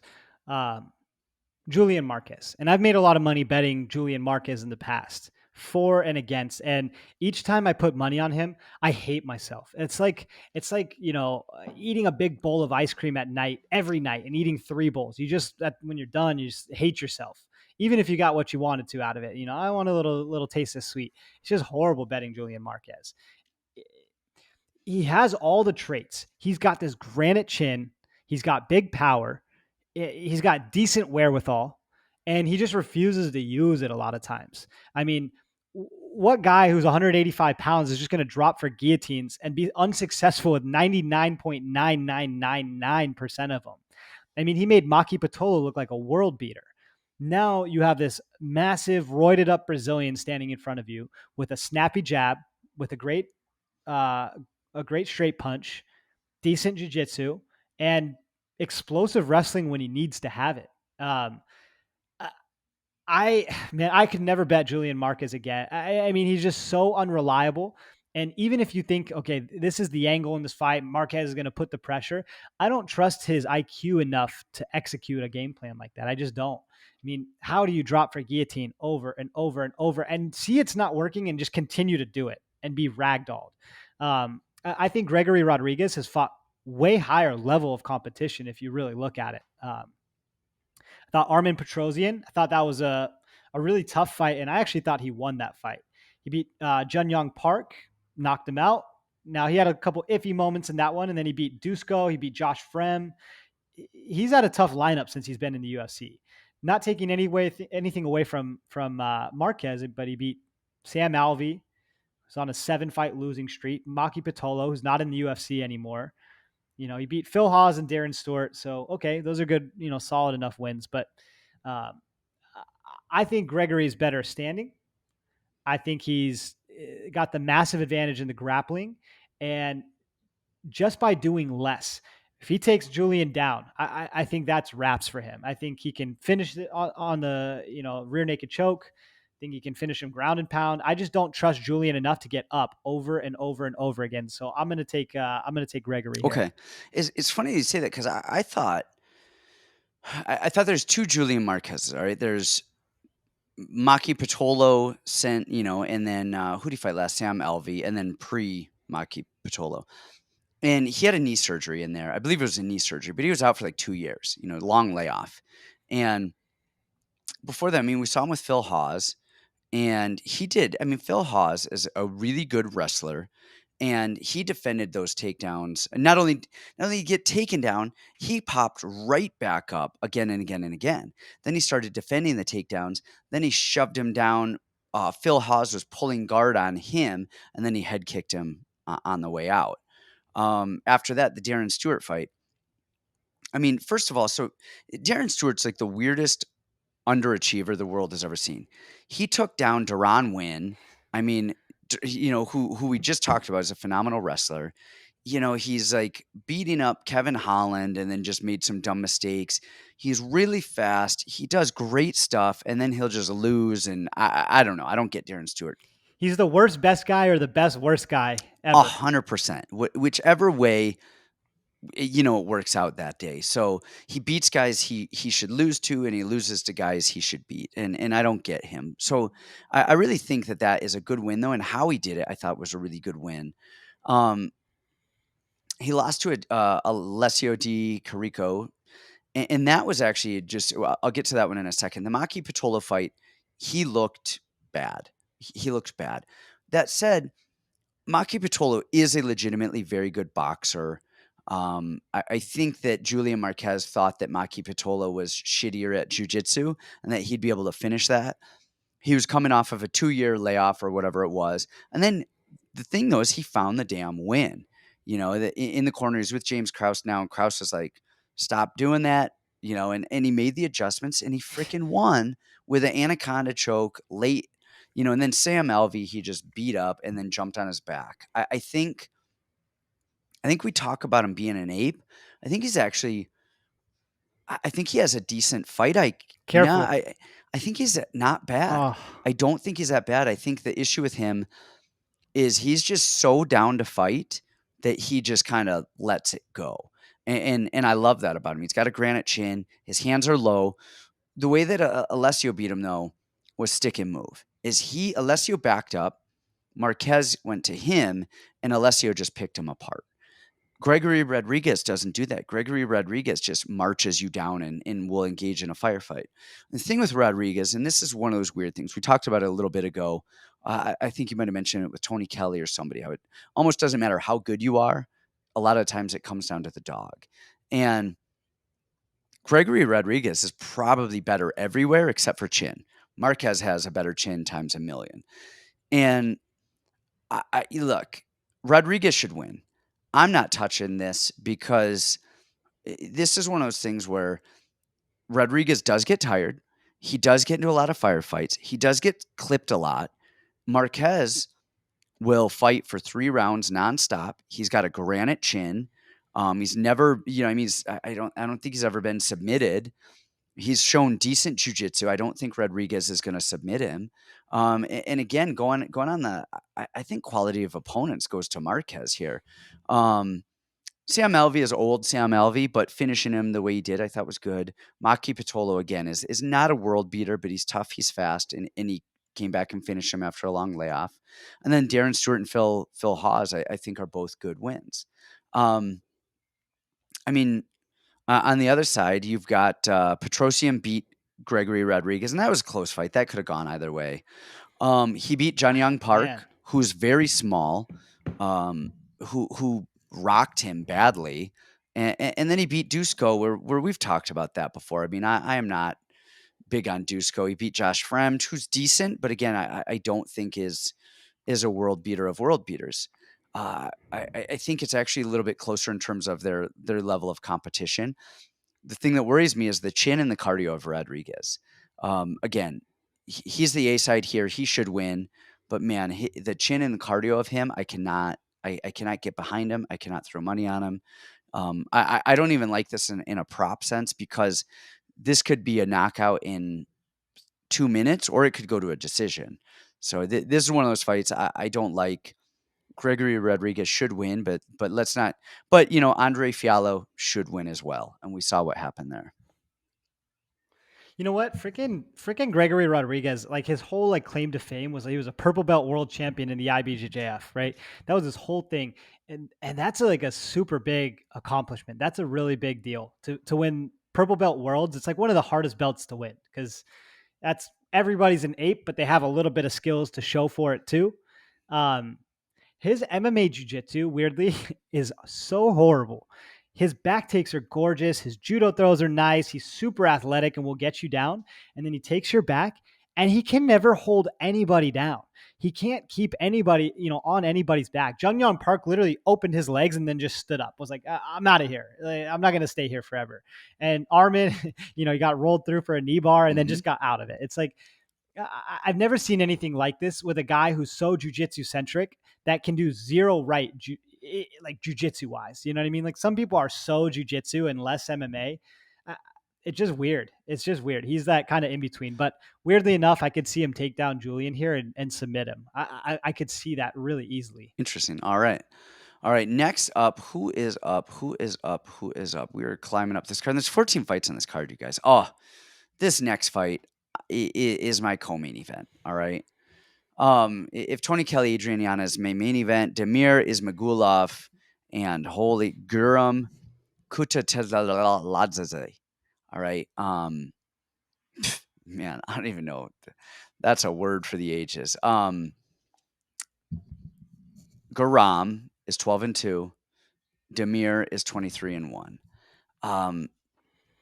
Guram beat in his UFC debut Gamrot, who is phenomenal. All right. I mean, just that was such a great fight. It was a very close fight, but man, his ability to defend those takedowns and to get back up and to defend the body lock and to use really smart jujitsu. He was on his back, used a heel hook to create some space and come back up. And then really good low kicks. Kind of an awkward stance, kind of looks a little clunky in his striking. I mean, he's a good striker, but looks just kind of weird. It just kind of lowers his head and loops stuff a little bit. Just really tough as nails, really good defensive wrestling. I mean, he's training with Hamzat over there in Sweden these days at All Stars, and you can tell his wrestling has improved a lot. And again, his defensive wrestling is phenomenal. On the other side, we've got Damir, who is tall and has just such good, crisp, clean striking. Beautiful jab, beautiful low kick, just sharp punches, but his wrestling is phenomenal as well. He is solid. I love these two. I think this is going to be such a technical fight. It is unreal. Only qualm with Damir is he doesn't finish fights. He's a point guy. Man, I would love to see him just put some heat on and go a little bit. On the other side of that, man, it's so hard for me to even say this dude's name. Guram. Give me your best I'm shot. not even saying his last name. Guram. That's it. That's all you get. Guram. What I like about him is he throws heaters. You know, we've seen him get taken down in some fights. If you look at some of the tape index, and man, just drop people because he throws with bad intentions. I think Damir wins this. I think it's going to be kind of a very, I wouldn't say I think it's going to be one-sided. Not, and I don't mean a beating, but I think it's going to be a very clean, systemic, pick him apart. And I think actually Guram is going to try and wrestle Damir because I think he's going to be outranged. Damir is very tall, long.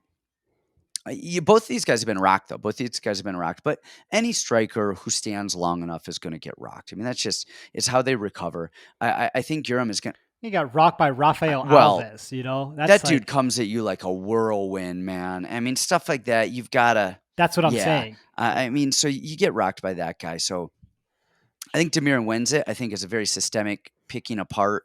I think it's going to be a very technical matchup, and I think it's absolutely going over 2.5. This fight, I don't believe is going to end early.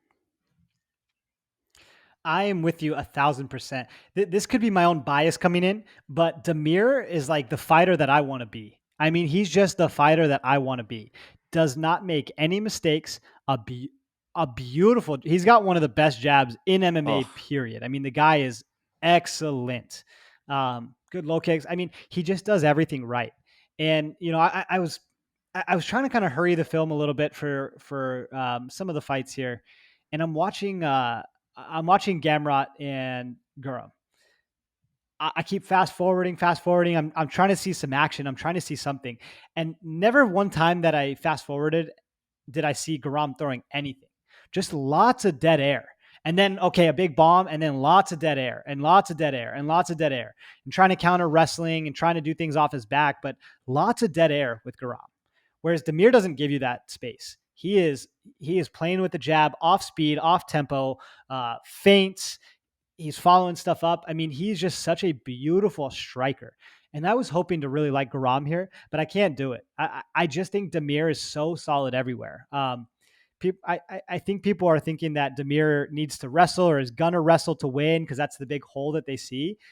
I don't see it at all. I mean, he is just so calm, so composed. He doesn't make mistakes. Man, the guy's got 23 wins, one loss. Half those people were all in M1 challenge with great records, like 21-3 records themselves. I mean, he's been fighting tough guys for years and years. He's at Tiger Muay Thai and ATT. I think you're exactly right. I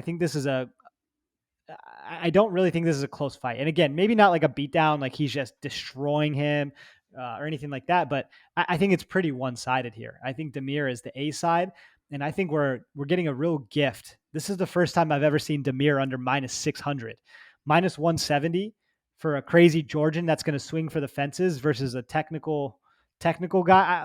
I think this is an awesome fight for him. I like Yeah, Damir. love it, love it, love it, love it. Good, good. Next up, we got Joaquin Buckley and Albert Duraev. And just a note, really quickly, I want Duraev to lose, and any of the Chechenian guys, I just want them to lose. They all come from they're all kind of Chechen. Not all. A lot of the MMA guys who come from Chechnya are Chechen gangsters who hang out with the president, whatever, over there, who's like offering bounties on people's heads and killing people and all the genocide. So just anybody involved in genocide and like pay for murder, I'm like, eh. And I'm not saying Duraev is. I'm not saying he is, but that's a lot of the guys involved in MMA that are from the Chechen republic. So just as a whole, I don't like it. We could avoid genocide. Give me your actual thoughts on the fight. This is one I don't feel like great to talk about yet. Just off what I know on these guys, because I've studied both of them a lot, I could see that Kopylov fight was going to be tough from a mile away. I mean, Kopylov is as tough as they come. He's got really, really fast hands, and I knew his takedown defense would be much improved. The one thing that I see with Joaquin Buckley is his offensive wrestling is excellent. He's got good boxing, but at the end of the day, he's still very undersized. What are they, middleweights? Yeah. Yeah, he doesn't cut much weight. So he's still a very undersized middleweight. And his defensive wrestling is not always perfect. I think this is a great spot for Duraev. I think they're telling you they want Duraev to win.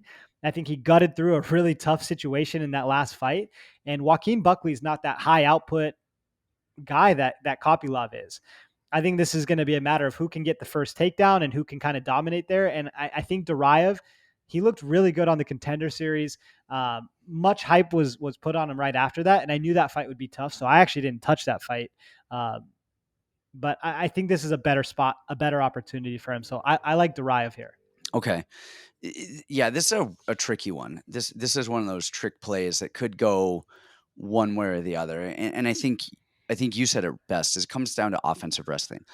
We saw in Buckley's last fight, and again, it's against Abdul Razak Al Hassan, who is not a world beater wrestler. He's a striker. But it doesn't matter who you're blast doubling. When you blast double anything, whether it's a bag across the cage as many times as he did, that is a cardio.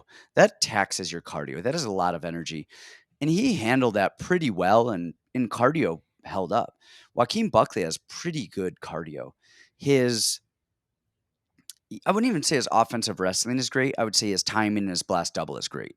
Because if you stop that shot, then it gets tricky pretty quickly.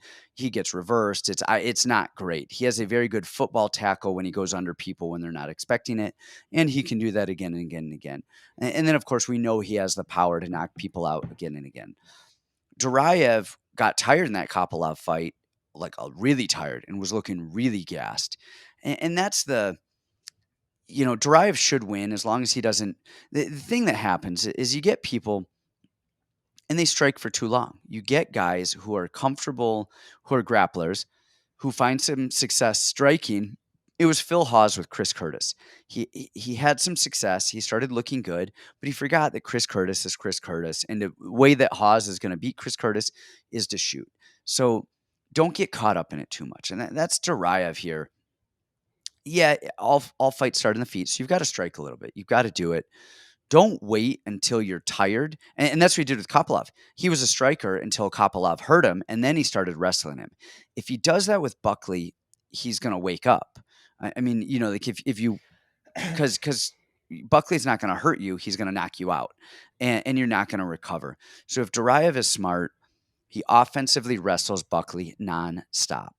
And he's got to do that hard, and he's got to do that for 2 rounds. And then hopefully in the 3rd round, Buckley doesn't have that same pop in his punch that he does because he's been grappling as much. Drive should win this, but don't be surprised if 1, he stands up for too long and gets caught, and then 2, he gets too tired in round 2 or 3 and gets caught. So as long as he can close the distance and keep that offensive wrestling going, he should win. But Drive, I think, is a decent bet. Don't put him on your big money parlays because he's a guy who could bust it. Cardio right there.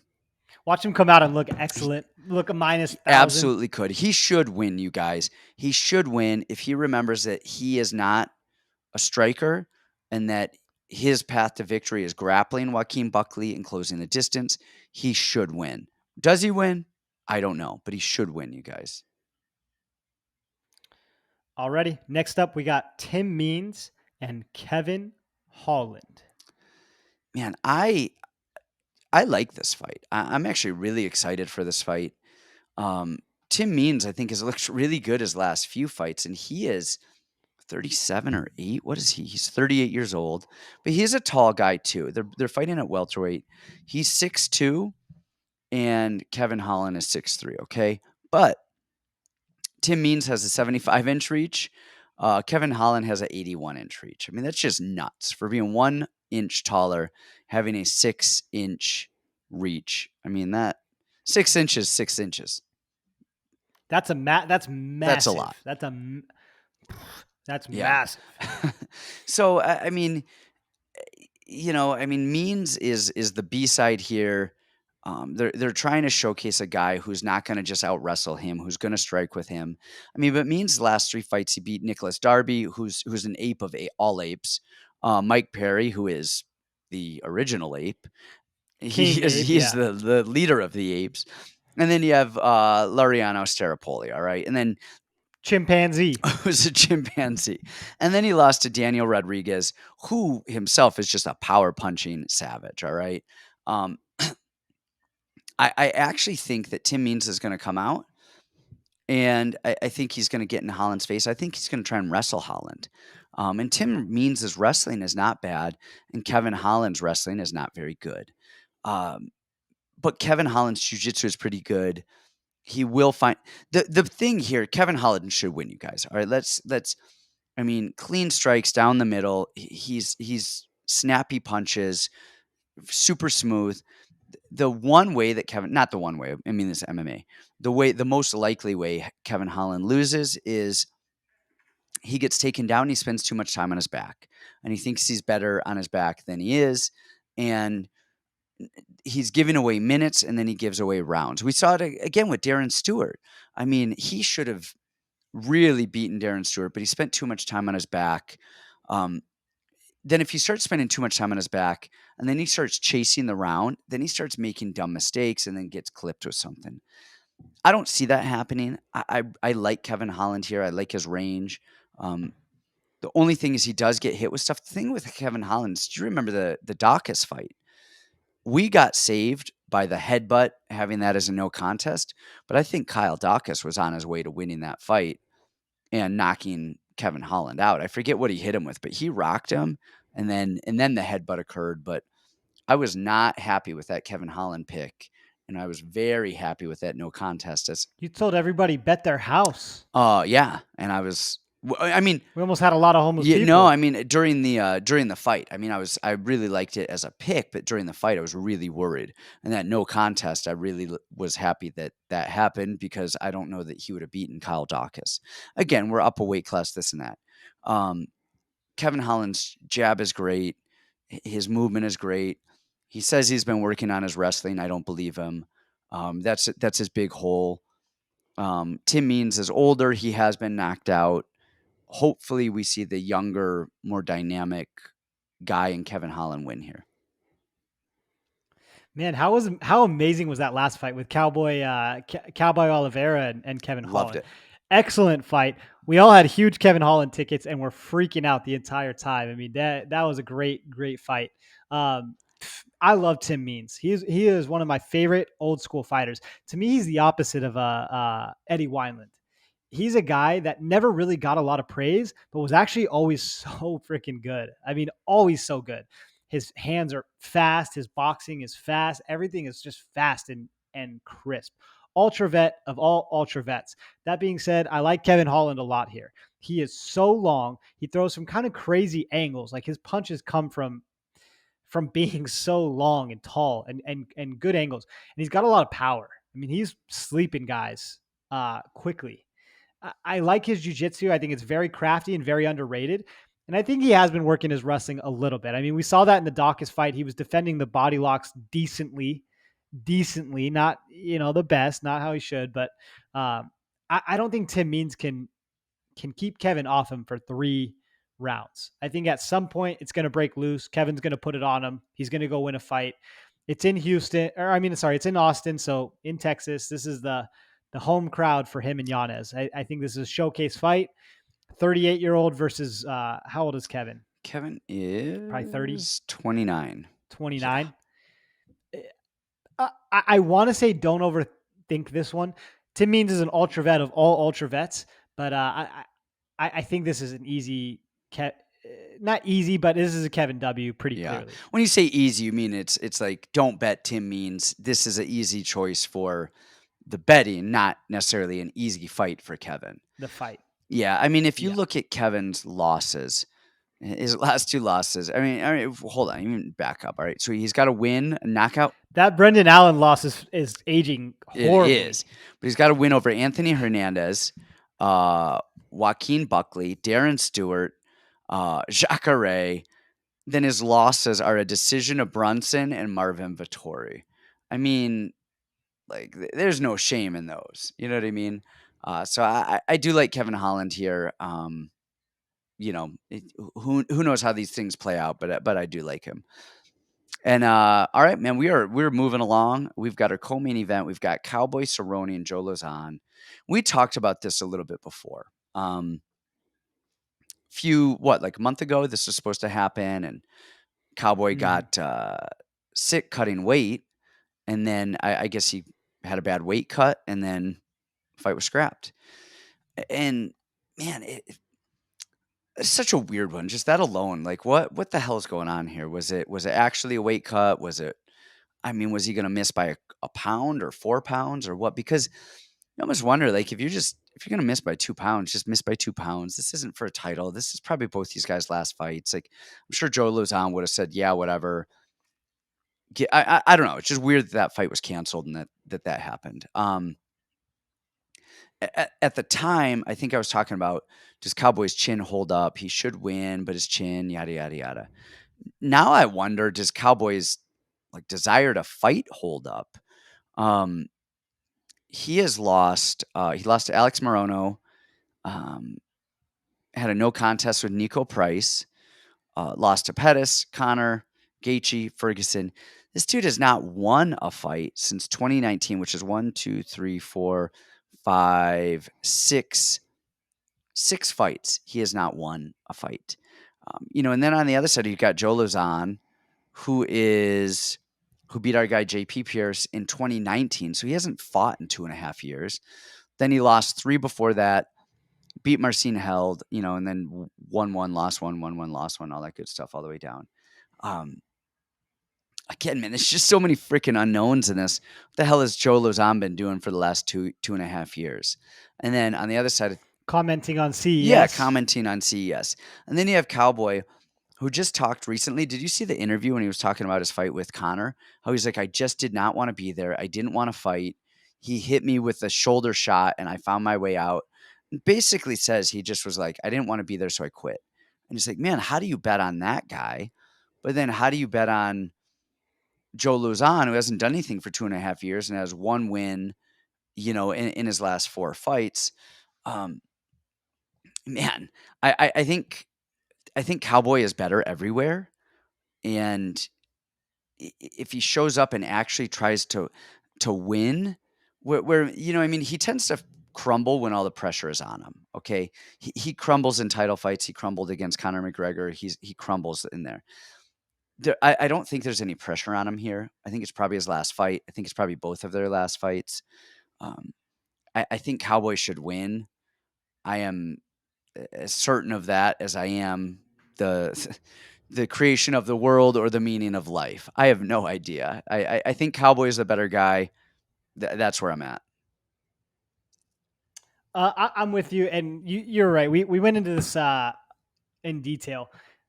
Lauzon is kind of like the Wineland for me. Like, he's revered as a legend. He's down to throw, but his striking is it's just not good. His jiu-jitsu is solid enough, and he's a very smart guy. Like, smart mind for the fight game. But I think Cowboy is better everywhere. I don't know. I really wish this wasn't the co-main event, because there's so many good fights on this card with like young, good talent. This is a true name value thing, but I don't even know how much name value either of these guys has much these days. Right? I mean, you can only lose 6 fights in a row or 5 fights in a row before people stop caring, and the whole anytime, anywhere thing is super exciting anymore, right? Then it's just like, okay, old Cowboy is going to go be old. And then the whole emotional thing with the son, and I don't know if I'm ready for this kind of emotional like stuff again this week. Maybe it was because that was a pay-per-view, I think, or something at the time. But fight night in Austin, let's see a vintage Cowboy. I'm just gonna go fight. I'm just gonna go throw down. I'm gonna go fight. I'm gonna go beat up another old guy. I think you're right. Cowboy is better everywhere. We have seen him fight, since the Connor fight, and be in there. Lauzon hasn't been doing much and wasn't great even when he was there. So mental stuff aside, I would say Cowboy is an easy pick, but mentally and all that kind of stuff, I mean, that makes things tough. But I'm going to stick with Cowboy here. Yeah, I think that's the right call. I mean, there's no right call in this fight. Exactly. There's out of all the ones that we've said, I don't know. This is one I think the closest thing to certainty I have here is I don't think it goes the distance, because Joe Lauzon is all or nothing. Cowboy will go the distance. I think he'll temper himself a little bit. But Joe Lauzon, let's see. When's the last time? I mean, Stevie Ray won a decision. He's gone some decisions. Clay Guida, he was knocked out. Grits retired, and then beat JP in the first round. So I think this is going to be a guns blazing kind of affair for probably both of them.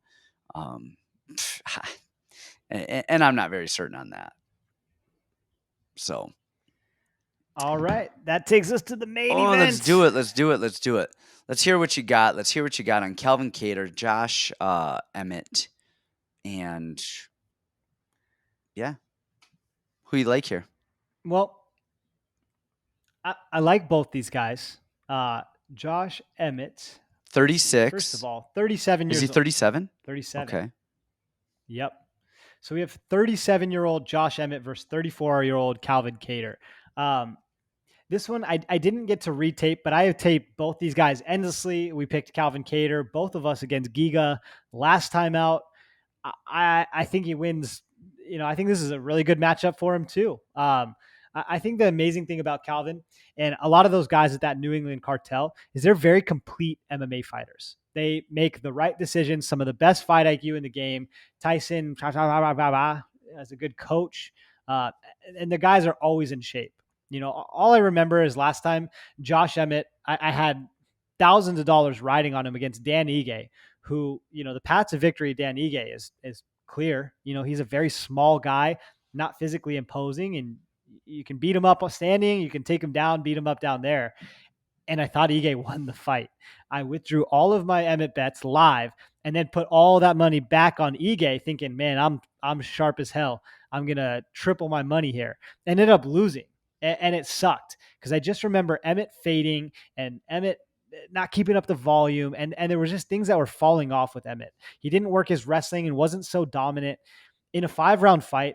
I think it's going to be really hard to beat Calvin Kattar, a guy who doesn't quit, a guy who's got a granite chin. He makes all the right decisions, very sharp jab, very sharp two, against a guy in Emmett who's not the slickest striker of all time. I mean, he's not, slipping and rolling every punch, and he's not elusive. He's still there to be hit, especially against the taller, younger, faster Calvin Kattar. To me, it's Emmett KO or bust, but I don't see that here. I think Calvin Kattar is a pretty clear victor here. Yeah, I mean, even before we get into this, and this is something I don't even know if I should say, but Say it. fighters are IVing. This is just like the truth. So it's supposed to be illegal. They say that fighters are that they test, and yet BS, man. There is a line of fighters IVing every event as it goes. So you wonder about a lot of these guys who cut a lot of weight, if it matters that much or not, because a lot of people are IVing these days, and it's one of those things that's it's almost done in plain sight, where it's like, yep, you can't do it, and everyone's like, okay, cool, but We'll go over here to go do it. yeah, exactly. So I mean, that's just one of those things. It's a really weird thing to see just in the sport. People, you hear it. That said, I think both of these guys cut a lot of weight, and I'm not accusing either of these guys of doing this. I'm just saying that thers guys are big 45ers. They cut a lot of weight. So you would think that, that with the weight cuts that it would kill them, but it really doesn't. I mean, not with Kattar anyway, whether Kattar is always a cardio machine. And then on the other side of that, you've got Emmett, who does fade. I think Emmett fades hard. I think he has a hard time making the weight.